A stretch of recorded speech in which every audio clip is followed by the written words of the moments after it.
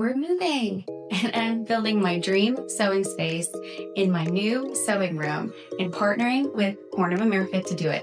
So come with me as I walk you through the whole process.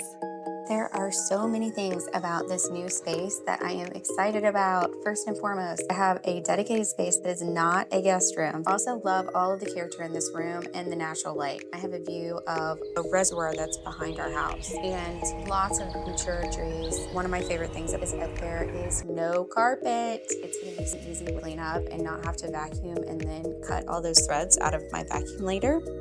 Come with me as I plan the design and layout and go through the process of figuring out exactly what I want where. First, I started by measuring the area to understand exactly how much space I have.